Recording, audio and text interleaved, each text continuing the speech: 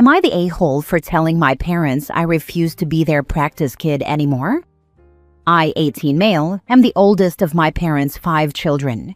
There's me, my brother 13 male, sister 12 female, sister 10 female, and brother 7 male. My parents never treated me that great, and the older I got, the worse it seemed to get. But I noticed as my siblings got older, it was different, and they were night and day different with me. I wasn't allowed to spend a lot of time with friends as a kid. My parents said there was no way they'd do all that, and I should be home. But my siblings, from age 5, could go to friends' houses, and from age 4 if the friend lived in our neighborhood. When I asked my parents about it, both times, they told me that I was their practice, and they didn't want all their kids to whine in their face about missing out. My parents had the rule with me that you eat everything off your plate, or it either gets saved for next time, or you don't get to leave the table. When I say everything, I mean clear your plate everything. So if I was full and left, say, 3 pieces or something, I was forced to stay and finish, or they'd be taken aside and served to me next time. Not with my siblings. And when I asked my parents about that, they said they learned from me. The next thing was grades. My parents were always super mad and angry when I got less than A's. Even if it was a B and everyone in my class got a B because the test was especially hard, it didn't change my parents' stance.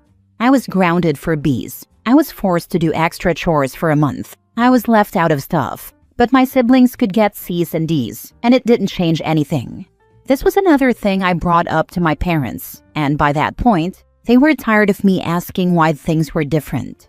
They told me I was their practice run, and they learned from things with me. And I know people learn from parenting as they go. But they learned with me and gave the benefits to my siblings. I saw none. They were never nicer or let up on me. They didn't apologize for being hard on me or for yelling at me almost all the time. Nothing like that happened, and there are multiple other ways they were different between me and my siblings. Expectations for chores were way higher with me, always. Birthday and Christmas gifts were way different, and noticeably so, to make both sides of the family question what they gave me, because it seemed so little compared to my younger siblings. And it wasn't that mine were more expensive, it was always the opposite. There were also really strict times set for me. I wasn't allowed out past 4 p.m. during summer, even in my teens. I wasn't allowed to attend certain birthday parties. Just so much stuff. My parents got annoyed over a year ago when my guidance counselor asked about any financial help I'd get with college and wanted to know if they had saved for me or anything. The way they reacted just ticked me off, and I know they're saving for my siblings, so that was when I knew I was done. I kept my head down for a year, and I left. I graduated last month, and I didn't let my parents come. My siblings weren't there either, but my parents expected tickets, and instead of claiming some for them, I got them for my grandparents instead. My parents were angry and confronted me about it, but I had already moved out of their house, and I live with my paternal grandparents right now. I told my parents I was done being their practice kid, and I refused to keep it up anymore. I said they can screw up with my siblings and learn to live with it, because I'm not here to be a punching bag while they get the best versions.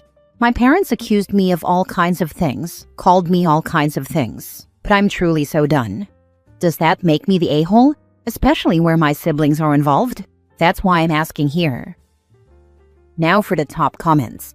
Not the a-hole. You're a kid, and you've been scapegoated by your parents for a long time. I can't imagine how much it would hurt to have such frequent reminders that your parents suck. You reached a breaking point, and breaking points are rarely graceful or pretty. Focus on you, get yourself in a good headspace and work on your future. Find supports outside your family and live your best life. I'm rooting for you. Nope, not the a-hole, and it's good you moved out of that toxic environment. I truly don't understand why they didn't eventually let up on you and tell you something positive. Certainly not fair, and in my opinion, mentally abusive. Hope your grandparents are doing right by you and that you get yourself on firm footing, setting up your future. My grandparents are doing everything they can to support me. The fact they were always there to advocate for me means a lot. Not the a-hole. I get being the practice kid, or in my case, the guinea pig as my dad liked to say, but once they realize one thing isn't working and they need to adjust, that means they need to adjust with you. Also not continue down the same path with you and a different one for your siblings. I'm glad you have somewhere else to live. What do your grandparents think of the situation?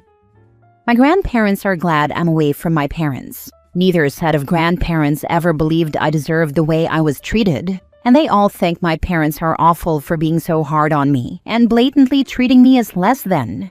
It was the cause of several fights when I was a kid. Next story. Am I the a-hole for ranting via email to my dad about his wife not being my angel or savior?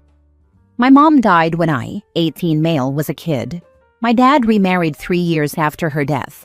He was weird about his wife, Beth, always. He'd call her our angel and savior.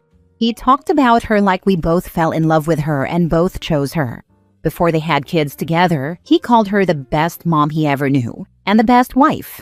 I never called this woman my mom or even my stepmom. The whole thing bugged me, so Beth never left being Dad's wife in my brain. She loved hearing Dad say it, and she always had this negative energy when I didn't say those things too. There were times Beth tried to force hugs on me when I had stayed silent about what Dad was saying, or if I expressed anything against the use of our. She forced hugs on me in general too, but it was worse when I didn't agree with my dad. My dad never noticed. He was so cocky talking for the two of us that he never even realized I didn't speak up to agree, or that I never said those things. Beth did try to be those things, and she really tried hard to earn the mom title from me. She told me that she would never stop, ever. That she knew she could make me love her and wear me down eventually. I don't think she was evil about it or even trying to be malicious. I think in her way, she thought she was being extra kind and loving. But I hated it. The one time she really annoyed me by saying it, I told her she would never be as good as my mom in my eyes, so she should stop trying. She never told Dad, but she was upset, and I never apologized. I just stayed mad that she kept trying. Anyway, back to my point. My dad talked to me before graduation about what I'd say about Beth, and he told me he had written something that he'd like me to say. I told him I knew what I'd say and didn't need anyone's help. Dad was like, cool. And his response made me think even then that he expected me to gush about Beth, but I didn't mention her at all. Instead, after briefly thanking Dad, I gushed about Mom, and I talked about my love for her and the amazing mom she had been. Everyone but my dad and Beth were like, oh, she'd be so proud, and that's lovely. My dad was pissed, and Beth looked like she was trying not to sob from heartbreak. She actually did break down and leave for an hour, and came back to talk of Mom, which made her quiet the rest of the party. Afterward, my dad left me like 20 voice messages about my lack of praising Beth, and how she deserved way better, and why did I tell him I had my thanks for her written already? I never said that. Never. That was how he took what I said. But I didn't want to call Dad and be accused of being cruel to Beth for saying the things I knew I would where she could hear. So I ranted via email about how Beth's not my angel or savior, and how that was all Dad's BS and that I never ever loved or chose Beth. I said she didn't better my life. She wasn't better than my mom, that I would choose being alone over Beth. I then told Dad he never had any right to speak for me like that. And screw him for that too. And I told him his words about her being the best mom ever before she even was one. Felt like he was crapping on Mom. I must have written like 4,000 words before I finished. My dad wasn't the only person to read it. Beth saw and read it too. This enraged Dad, and he demanded I apologize to Beth and make it up to her. But I haven't, and I don't see it happening either. My dad realizes this too, because he asked when I became such a bastard and said I wasn't raised to be an a-hole. I feel like maybe I am an a-hole for how I have refused to accept Beth, and because I didn't even thank her at my graduation. I'm not sure I care really, but I want to hear the judgment of people who don't know us and just see the situation here. Of course, I can't write everything from the time I met her to now, because that'd take forever. But I hope this is enough info to decide. Am I the a-hole? That she knew she could make me love her and wear me down eventually. Ouch, that's normally a line used by abusers, not the a-hole. It always bothered me. That's one way I knew it wasn't all my dad, and she was equally as bad in wanting that. There is so much to unpack there. It really irritates me when people, mostly the parents, refuse to accept that there is a lot of room between being completely uninvolved with stepkids and trying to replace their parent. I wish both of them would have realized she could have been a trusted, valued, and even loved member of your family without trying to replace your mom. The cool thing about love is it's infinite. It's not like loving your mom left less room in your heart for other trusted adults. You should have been taught that it's okay to love both, and not disrespect to your mom to welcome Beth into your heart, nor disrespectful to Beth to continue talking about and loving or honoring your mom. All of that was on the adults in your life to get right. I'm sorry that they didn't. The thing is, a part of me always knew it wasn't outright disrespectful to mom. But the way Dad talked it very much felt like Beth was going to be seen and treated as the better version of mom. So any fondness I might have developed never had room to grow, because I never wanted it to be assumed Beth was better. It got to a point where I didn't want to like or even care about Beth even a little. Next story. Would I be the a-hole if I reject naming my baby after my fiancé's dying sister? I'm 30 female, pregnant with our first. My fiancé, 31 male, and I have been planning to get married for a while now and settled on next year.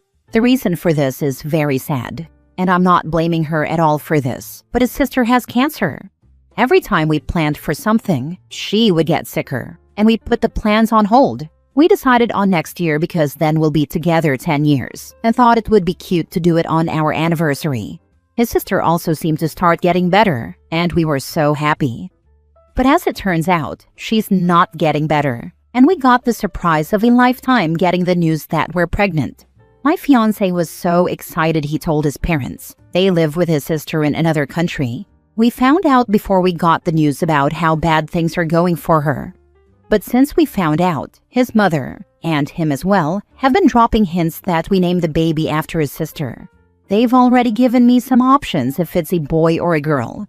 Luckily, not naming the child her name directly, but they suggest variations of it. And I don't want to. I haven't liked a single name they've proposed.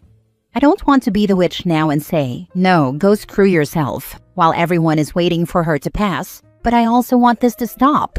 We don't even know the gender yet, and I don't want my child to be a reminder of an aunt they'll never meet if she passes before my due date. So, would I be the a-hole if I don't name my baby after her? And with that, tell them now while they're grieving? Now for the top comments. Not the a-hole. Kids shouldn't be born with jobs or burdens. Mother-in-law, I appreciate the input, but we are focused on bringing a healthy baby into the world. We'll decide on a name when the time is right for us. You don't need to tell her now or ever that you don't want to use sister-in-law's name or any variation of it. Mother-in-law can find out along with everyone else once you finalize the documentation. Now you have to hope that fiancé doesn't buckle under the pressure. Ugh, thanks, I love that message. If a message of hers pops up again today, I'm copy and pasting. If you've ever met someone who is named after a dead relative, you may have noticed how it permeates their existence. The kid or the parent will often say upon, or soon after meeting them, X was my uncle's name, or we named him after my brother who died young. It's quite sad. That's also why this is so wild for me. My fiancé was named after a dead uncle that he never met, and he changed it when he turned 18 because he hated it and everyone knew that. And now he wants to do this to his own child. I understand the grief, but I wish he'll just relax. Baby isn't here for a while. No a-holes here. These folks are anticipating a painful loss and are trying to find ways to cope. I personally find the gesture beautiful, but it's not my kid. At the same time, you both have to like the names. It can't just be one of you. Would you concede to a middle name for the child after the aunt, or some other variation? That'd be a good compromise. I think everyone should consider something like that. I'll be open to middle name, but I'm afraid his mother would keep naming the child that and not respecting the first name.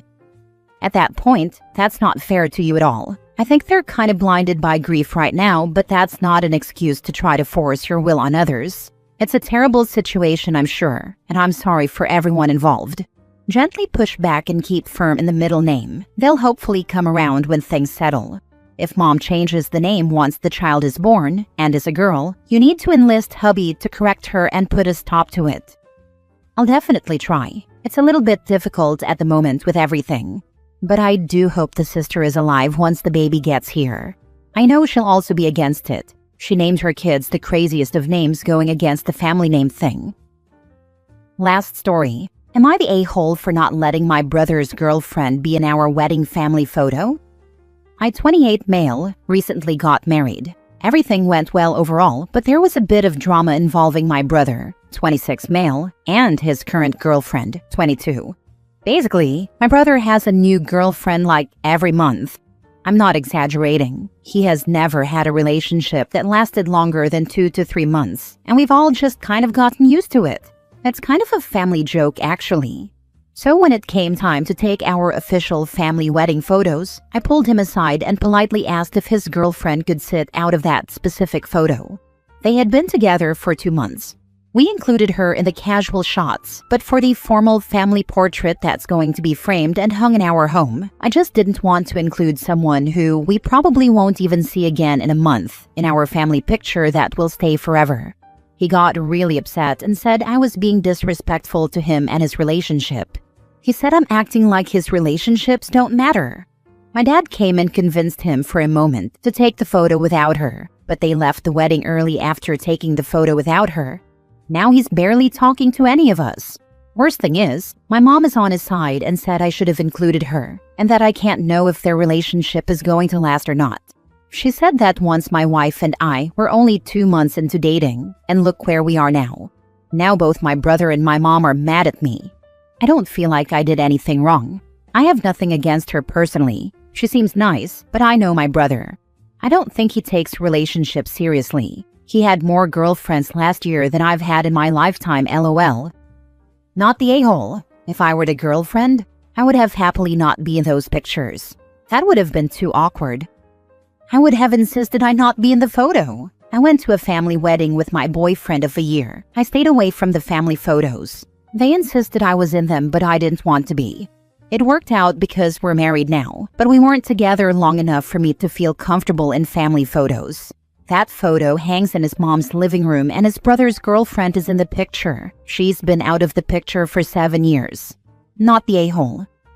I've told this story a few times on Reddit, but when I was 20, I had been barely dating a guy for a month. We had been friends a bit before that, and he was my first real boyfriend, so even though it was too soon, I went as his date for his dad's wedding. His whole family took a shine to me over those 2 days, and refused to take the big group family photo without me. Like I was standing back saying no, and they were all chanting at me to get the photo, so I eventually relented. Dead center next to my then boyfriend who was right next to his dad, the groom. We broke up horrendously dramatically a few months later. Turns out he has an issue with being truthful about anything. Anyhow, a few years later, I heard through the grapevine they put a sticker of our college mascot over my face on the framed pictures they had in their house lol. Do not get in the family photos until you are certain marriage is going to happen.